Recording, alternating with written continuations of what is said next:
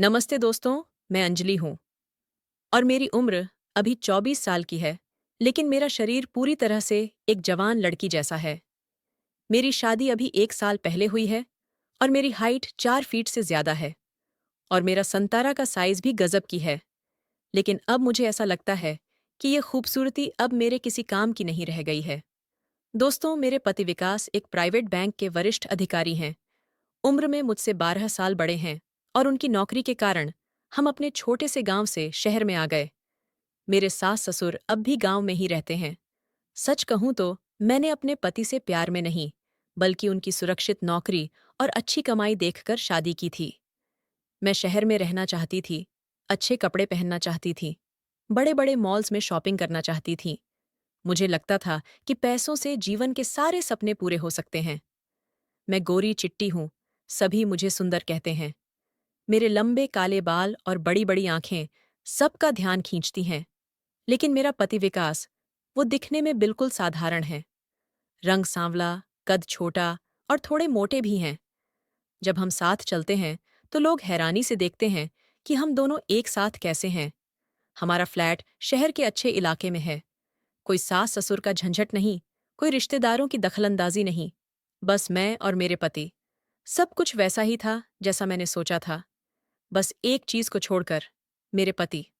मुझे उनकी शक्ल पसंद नहीं थी, उनका स्पर्श अच्छा नहीं लगता था। एक शाम मैं टीवी देख रही थी जब मेरा पति विकास घर आए। उनके साथ एक लंबा तगड़ा, सुंदर युवक था। अंजलि, ये है राहुल, मेरे मामा का लड़का।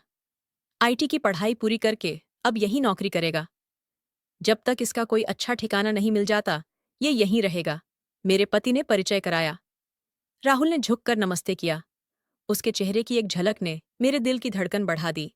सांवले रंग के बावजूद उसका शारीरिक सौष्ठव, चौड़े कंधे, सघन भौहें और गहरी आंखें किसी को भी मोहित कर सकती थीं।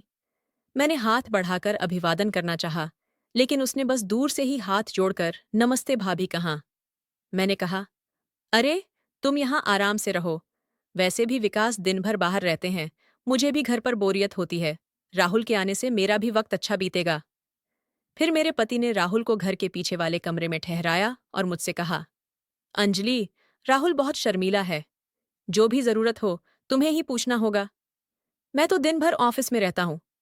मैंने मन ही मन सोचा, फिक्र मत करो, मैं इसका अच्छे से ख्याल रखूंगी। अगली सुबह मैं जल्दी उठकर नहाई धोई और अपने सबसे अच्छे सूट में तैयार हुई। बालों को खुला छोड़ा, हल्का मेकअप किया और थोड़ा परफ्यूम भी लगाया। जब मैं लिविंग रूम में पहुंची तो राहुल योगा कर रहा था। उसका फिट शरीर, पसीने से चमकता चेहरा और मजबूत बाहें देखकर मेरा मन विचलित हो गया।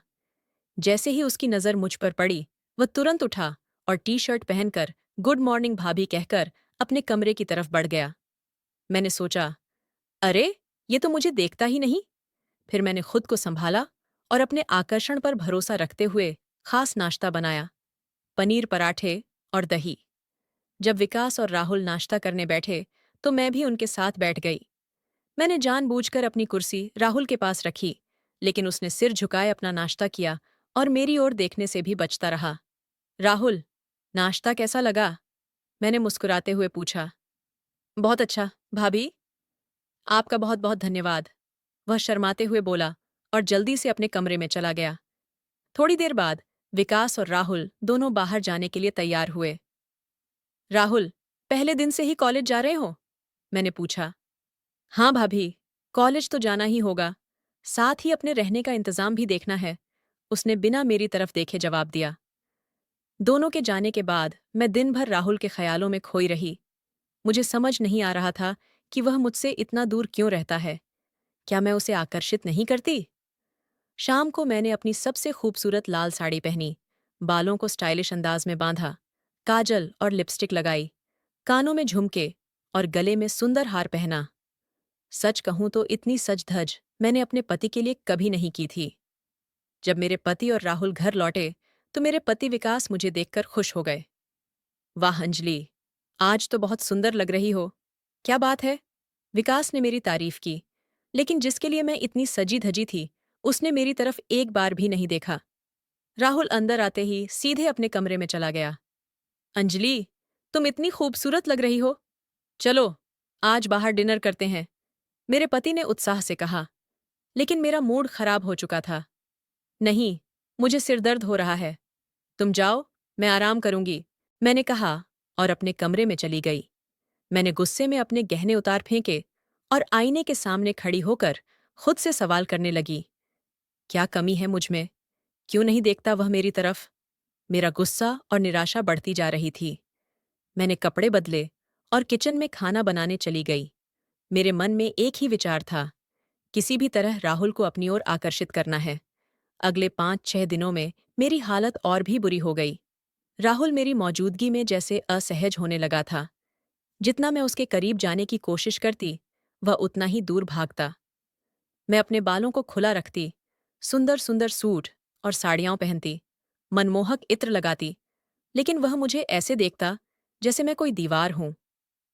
एक दिन मैंने अपने पति से पूछा, राहुल का कहीं और रहने का इंतजाम हुआ क्या? हाँ, वो हॉस्टल में जगह ढूंढ रहा है। शायद अगले हफ्ते तक चला जाएगा, मेरे पति ने बताया। ये सुनते ही मेरे माथे पर चिंता की लकीरें उभर आईं। बस 1 हफ्ता। अगर राहुल चला गया तो मैं उसे कैसे पाऊंगी? मुझे जल्द ही कुछ करना होगा, वरना वह मेरी जिंदगी से हमेशा के लिए दूर हो जाएगा। अगले दिन सुबह, जब मेरा पति ऑफिस चले गए, मैंने एक योजना बनाई। मैं छत पर गई और वापस आते वक्त सीढ़ियों से जानबूझकर फिसल गई। मेरी चीख सुनकर राहुल दौड़ता हुआ आया। भाभी! क्या हुआ? आप ठीक तो हैं? उसके चेहरे पर वास्तविक चिंता थी। राहुल, मेरा पैर, बहुत दर्द हो रहा है, मैंने दर्द से कराहते हुए कहा। राहुल ने बिना किसी हिचक के मुझे अपनी बाहों में उठा लिया और नीचे ले गया। उसकी छाती से लगकर मेरा दिल जोरों से धड़क रहा था। उस वक्त मैं चाहती थी कि यह पल कभी खत्म ना हो। मेरा पति को फोन करके राहुल मुझे तुरंत अस्पताल ले गया। डॉक्टर ने जांच की और बताया कि मेरे टखने में मोच आई है और कम से कम 15 दिन तक मुझे आराम करना होगा। टखने पर प्लास्टर करना होगा और आपको बिस्तर पर आराम करना होगा, डॉक्टर ने कहा।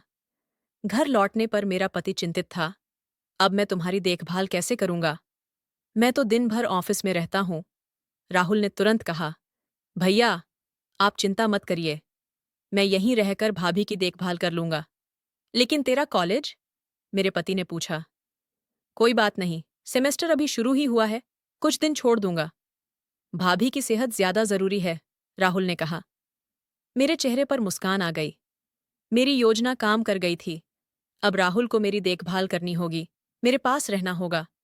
इसका मतलब मेरे पास उसे अपना बनाने के लिए पूरे 15 दिन थे। अगली सुबह, जब मेरा पति ऑफिस चले गए, तो मैंने राहुल को आवाज दी। राहुल, जरा इधर आना। वह मेरे कमरे के दरवाजे पर खड़ा हो गया, अंदर आने से कतराता हुआ। क्या हुआ भाभी? कुछ चाहिए था, मैं बोली। राहुल, मुझे बहुत बोर हो रहा है, क्या तुम मुझे हॉल में ले जाओगे? मैं यहाँ अकेली पड़ी पड़ी पागल हो जाऊंगी, मैंने अपनी आंखों में विनती भरकर कहा। भाभी, डॉक्टर ने आपको आराम करने को कहा है, बिस्तर से उठना ठीक नहीं होगा। आप बताइए, आपको क्या चाहिए, मैं ला दूंगा, उसने दरवाजे से ही कहा। मैंने निराश होकर कहा, कुछ नहीं, बस थोड़ा पानी दे दो। उसने पानी का गिलास टेबल पर रखा और चला गया। मैं गुस्से से भर गई थी। जिसके लिए मैंने अपना टखना तुड़वाया था, वह तो मेरे कमरे में आने से भी डर रहा था। अगले दिन मैंने अपनी साड़ी का पल्लू जानबूझकर फर्श पर गिरा दिया और जोर से राहुल को पुकारा। राहुल, जल्दी आओ! वह दौड़कर आया। क्या हुआ भाभी? मैं अपने बिस्तर से उतरने की कोशिश कर रही थी, लेकिन पैर में दर्द है। मदद करोगे? मैंने अपना हाथ उसकी ओर बढ़ाया। राहुल ने मेरी तरफ देखा, फिर मेरे हाथ को थामा और मुझे सहारा देने के लिए अपना कंधा आगे किया। मैंने अपना हाथ उसके कंधे पर रखा और जानबूझकर उसके करीब खींच गई। मेरा शरीर उसके शरीर से सट गया। मेरे बाल उसके चेहरे को छू रहे थे। मुझे उसकी सांसें तेज होती महसूस हुईं। मेरा दिल धड़क रहा था। कम से कम उसके शरीर पर तो मेरा असर हो रहा था। लेकिन वह जल्दी से मुझे सहारा देकर बिस्तर पर बिठा दिया और पीछे हट गया। भाभी, आपको किसी चीज की जरूरत हो तो बस आवाज दीजिए, मैं आ जाऊंगा। लेकिन कृपया अकेले उठने की कोशिश मत कीजिए, उसने कहा और जल्दी से कमरे से बाहर चला गया। मैंने हर दिन कोई न कोई बहाना बनाकर उसे अपने पास बुलाया। कभी पानी के लिए, कभी मोबाइल देने के लिए, तो कभी सिर्फ बात करने के लिए। हर बार वहां आता, लेकिन जल्द से जल्द कमरे से बाहर निकल जाता। एक दिन मैं सीधे बिस्तर से उतरकर जमीन पर गिर गई और जोर से रोने लगी। राहुल भागकर आया और मुझे देख घबरा गया। भाभी, आप ठीक तो हैं? उसने मुझे उठाने के लिए झुकते हुए पूछा। इस बार मैंने उसका हाथ पकड़कर अपनी ओर खींचा। वह संतुलन खोकर मेरे ऊपर गिरते गिरते बचा। भाभी, ये आप क्या कर रही हैं? उसकी आंखों में डर था। राहुल, मेरे करीब आओ, मैं तुमसे कुछ कहना चाहती हूँ। मैंने उसका हाथ अपने होंठों तक ले जाते हुए कहा। वह एक झटके से पीछे हटा और मुझे बिना छुए उठने में मदद की। भाभी, शायद आप दवाओं के असर से थोड़ा कमजोर महसूस कर रही हैं। मैं आपको पानी लाता हूँ, वह कहते हुए कमरे से बाहर भाग गया। मुझे बहुत शर्मिंदगी महसूस हुई। क्या वह मुझे पसंद नहीं करता? क्या मैं उसके लिए इतनी आकर्षक नहीं हूं? 15 दिन बीत गए और मेरा प्लास्टर हट गया। डॉक्टर ने कहा कि मैं अब पूरी तरह ठीक हूं। मेरा पति विकास को बहुत खुशी हुई, लेकिन मैं अंदर से टूट गई थी। मेरा प्लान नाकाम रहा था। फिर एक दिन विकास ने बताया, राहुल के लिए एक अच्छा हॉस्टल मिल गया है। वह कल से वहीं शिफ्ट हो जाएगा। मैं अंदर से कांप गई। बस एक दिन, अब तो मुझे कुछ बड़ा ही करना होगा। उस रात मेरे पति के ऑफिस से फोन आया कि उसे देर हो जाएगी। घर में सिर्फ मैं और राहुल थे। ये मेरा आखिरी मौका था। मैंने अपना सबसे आकर्षक नाइट सूट पहना, जो मेरे शरीर की हर लकीर को उभारता था। बालों को खुला छोड़ा और इत्र लगाया। फिर राहुल के कमरे का दरवाजा खटखटाया। हाँ भाभी, आइए, राहुल ने अंदर से कहा। मैं अंदर गई तो देखा वह अपना सामान बैग में रख रहा था। राहुल, मैं तुम्हारे लिए खाना लाई हूं, मैंने प्लेट उसकी ओर बढ़ाते हुए कहा। उसने सिर उठाकर मुझे देखा और तुरंत नजरें झुका लीं। भाभी, प्लेट वहीं टेबल पर रख दीजिए, मैं थोड़ी देर में खा लूंगा, उसने बिना मेरी तरफ देखे कहा। अरे, अब क्या पैक कर रहे हो? इतनी जल्दी क्या है? कुछ दिन और रुक जाओ, मैंने उसके करीब जाते हुए कहा। नहीं भाभी, कल मेरा कॉलेज शुरू हो रहा है और हॉस्टल में जगह भी मिल गई है, उसने मुझसे दूर खिसकते हुए कहा। मैंने जानबूझकर खाने की प्लेट गिरा दी। अरे, माफ करना, मैंने झुकते हुए कहा और पास जाकर उसका हाथ पकड़ लिया। राहुल, तुम नहीं समझते, मैं मैंने उसकी आंखों में देखते हुए कहा। राहुल ने अपना हाथ छुड़ाया और कुछ कदम पीछे हट गया। भाभी, प्लीज, ऐसा मत कीजिए। भैया के प्रति मेरी बहुत इज्जत है। मैं कल सुबह ही यहां से चला जाऊंगा, उसने दृढ़ता से कहा। मुझे इतनी शर्मिंदगी महसूस हुई कि मैं वहां से भागकर अपने कमरे में गई और दरवाजा बंद करके जोर जोर से रोने लगी। इतने प्रयासों के बावजूद मैं उसे नहीं पा सकी थी। वह मेरी जिंदगी से जा रहा था, लेकिन मैं हार मानने वाली नहीं थी। मेरे दिमाग में एक नई योजना आ रही थी। उस रात मैं करवटें बदलती रही। राहुल के कठोर शब्द मेरे कानों में गूंज रहे थे। सुबह जब आंख खुली तो मेरा पति पहले ही उठ चुके थे और सूटकेस पैक कर रहे थे। अरे, उठ गई तुम? मैं तुम्हें बिना जगाए तैयारी कर रहा था, विकास ने मुस्कुराते हुए कहा। मैंने आंखें मलते हुए पूछा, कहाँ जा रहे हो? मुझे अचानक बैंक के काम से मुंबई जाना पड़ रहा है। 2-3 दिन लगेंगे, मैंने तुम्हें बताया था, याद नहीं? मेरा दिल जोर से धड़का। मेरे पति के जाने का मतलब था घर में सिर्फ मैं और राहुल। मेरे लिए यह एक आखिरी मौका था। तुम्हारा पैर अब ठीक है, फिर भी ज्यादा भाग दौड़ मत करना। राहुल है ना, कुछ भी चाहिए हो तो उससे कह देना, विकास ने मेरे माथे पर प्यार से हाथ फेरते हुए कहा। मैं सिर्फ मुस्कुरा दी। मेरे दिमाग में तो राहुल के साथ बिताए जाने वाले समय की योजनाएं बनने लगी थीं। मेरे पति बाहर जाकर राहुल से बात करने लगा। मैंने कान लगाकर सुना। राहुल, मैं 2-3 दिन के लिए बाहर जा रहा हूं, अंजलि का ख्याल रखना, विकास कह रहा था। भैया, अगर आपको कोई ऐतराज न हो तो मैं कल ही हॉस्टल शिफ्ट हो जाऊंगा। वहां कमरा मिल गया है, राहुल ने कहा। मेरी सांसें रुक गईं। राहुल कल ही जाना चाहता था। क्या हुआ, सब ठीक तो है ना? यहाँ कोई दिक्कत है क्या? विकास ने पूछा। नहीं भैया, ऐसी कोई बात नहीं है। बस मेरी क्लासेस शुरू हो गई हैं और हॉस्टल कॉलेज के पास है, राहुल ने झूठ बोला।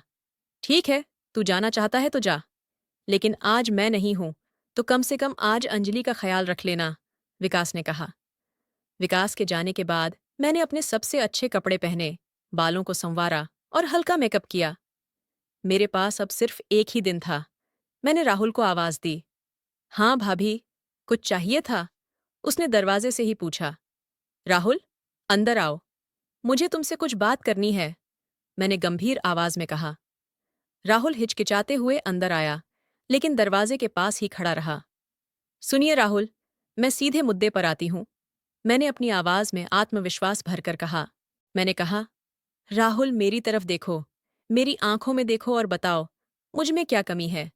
मैं इतनी सुंदर हूँ, शरीर से पूरी तरह भरी हूँ। तुम्हें जो कुछ भी चाहिए, मैं तुम्हें देने के लिए तैयार हूँ। फिर तुम्हारी दिक्कत क्या है? राहुल, मुझे तुमसे प्यार हो गया है। राहुल के चेहरे का रंग उड़ गया। उसने नजरें नीचे कर लीं। भाभी, ऐसी बातें मत कीजिए। मैं भैया का बहुत सम्मान करता हूँ। मैंने उसे बीच में ही रोका। मुझे पता है तुम क्या कहना चाहते हो, लेकिन एक बार मेरी बात सुन लो। मैंने अपने पति से प्यार करके नहीं, बल्कि उनकी सुरक्षा और पैसे के लिए शादी की थी। मुझे उनके साथ कोई खुशी नहीं मिलती। तुम्हें देखा तो पहली बार मुझे समझ आया कि प्यार क्या होता है। राहुल ने गुस्से से मुझे देखा। भाभी, आपको शर्म आनी चाहिए। भैया आपसे बहुत प्यार करते हैं। वे आपके लिए क्या क्या नहीं करते। और तुम क्या जानो प्यार के बारे में? मैं भावुक होते हुए बोली। अगर तुम मुझे चाहो तो मैं विकास को छोड़ सकती हूँ। मेरे पास पैसा है, हम दोनों कहीं भी जा सकते हैं, नई जिंदगी शुरू कर सकते हैं। राहुल के चेहरे पर अविश्वास और गुस्से का भाव उभरा। उसने कदम बढ़ाकर मुझे जोर से एक थप्पड़ मारा। बस कीजिए, बहुत हो गया। मैं भैया का विश्वास कभी नहीं तोड़ूंगा। वे मेरे लिए भगवान से कम नहीं हैं। और आप सिर्फ स्वार्थ और वासना से भरी हुई हैं। आप प्यार के नाम पर धब्बा हैं। मेरे गाल पर थप्पड़ का निशान था, लेकिन उससे ज्यादा मेरे अहंकार को चोट पहुंची थी। तुम्हें यह सब महंगा पड़ेगा, मैंने कड़वाहट से कहा। मुझे धमकी मत दीजिए भाभी, मैं कल सुबह ही यहां से चला जाऊंगा, राहुल ने कहा और कमरे से बाहर चला गया। रात होने तक मैंने अपनी हार नहीं मानी। मैंने अपने पास रखी एक्स्ट्रा चाबी उठाई और रात के 12 बजे, जब घर में सन्नाटा था, चुपके से राहुल के कमरे का दरवाजा खोला। कमरे में अंधेरा था। मैं धीरे धीरे उसके बिस्तर की तरफ बढ़ी। वह गहरी नींद में था। मैंने चादर उठाकर उसके बगल में लेट गई और उसे अपनी बाहों में भर लिया। अचानक बत्ती जल उठी और मैं चौंक गई। दरवाजे पर राहुल खड़ा था। मैंने घबराकर अपने बगल में देखा तो पाया कि मैंने जिसे गले लगाया था वह राहुल नहीं, विकास मेरा पति था। विकास, तुम तो मुंबई गए थे ना? मेरी आवाज कांप रही थी। विकास उठकर बैठ गया। उसके चेहरे पर अजीब सी मुस्कान थी। नहीं अंजलि, मैं कहीं नहीं गया था। ये सब एक नाटक था, विकास ने शांत स्वर में कहा। क्या मतलब? मैं समझ नहीं पा रही थी। मतलब ये कि राहुल मुझे पहले ही दिन से बता रहा था कि तुम उसके साथ क्या कर रही हो। पहले तो मुझे यकीन नहीं हुआ। मैंने उस पर ही शक किया। लेकिन फिर मैंने तुम्हारी करतूतें अपनी आंखों से देखीं। मेरा पति ने कहा। राहुल, लाइट जलाओ, विकास ने आवाज दी। पूरे कमरे की लाइट जल गई और मैंने देखा कि एक कोने में एक कैमरा सेट किया गया था। हमने तुम्हारी हर हरकत रिकॉर्ड कर ली है अंजलि। तुम्हारा हर झूठ, हर साजिश, राहुल ने कहा। मैं अपमान और शर्म से भर गई। मेरे पैरों तले जमीन खिसक गई। मैं बेड से उतरकर भागना चाहती थी, लेकिन मेरे पैर जवाब दे गए। तुम सोचती हो कि तुम बहुत चालाक हो अंजलि, विकास ने कहा। तुमने सिर्फ मेरे पैसों के लिए मुझसे शादी की और फिर मेरे भरोसे और प्यार का मजाक उड़ाया। लेकिन मैं इतना भी बेवकूफ नहीं हूं जितना तुम समझती हो। विकास, मैं माफी चाहती हूं। ये सब, मैं हिचकियां लेते हुए कहने लगी। बस करो अपना नाटक, मेरा पति ने गुस्से से कहा। आज रात यहीं सो लो। कल सुबह तक मैं चाहता हूं कि तुम अपना सामान बांध लो और इस घर से चली जाओ। मैं तुम्हारे लिए तलाक के कागजात भेज दूंगा। विकास और राहुल दोनों कमरे से बाहर निकल गए और मुझे अकेला छोड़ दिया। मैं फर्श पर बैठकर रोने लगी। मैंने अपने आप से क्या किया था? मैंने एक अच्छे इंसान की जिंदगी बर्बाद कर दी थी, जो मुझसे सच्चा प्यार करता था, सिर्फ अपनी वासना और अहंकार के चलते। अब मेरे पास कुछ भी नहीं बचा था, न पैसा, न प्यार, न सम्मान, बस पछतावा और अपमान। सुबह होते ही मैंने अपना सामान पैक किया और विकास के घर से हमेशा के लिए निकल गई। मैं नहीं जानती थी कि मैं कहाँ जाऊंगी, लेकिन मैं जानती थी कि मेरी जिंदगी अब कभी पहले जैसी नहीं होगी। प्यार सिर्फ सुंदरता और पैसों पर नहीं टिकता, ये मुझे बहुत देर से समझ आया था। दोस्तों, कभी-कभी हम लालच में आकर जो पास है, उसकी कीमत नहीं समझते। अंजलि ने अपने स्वार्थ और वासना के चलते एक अच्छे रिश्ते को खो दिया। प्यार का असली मतलब सिर्फ पैसा या शारीरिक आकर्षण नहीं होता, बल्कि सम्मान, विश्वास और समझदारी होती है। दोस्तों, आपको यह कहानी कैसी लगी? कृपया अपने विचार साझा करें। अगर आपको यह कहानी पसंद आई, तो इसे लाइक और शेयर करें। ऐसी ही और कहानियों के लिए हमारे चैनल को सब्सक्राइब करें और बेल आइकन दबाना न भूलें। धन्यवाद।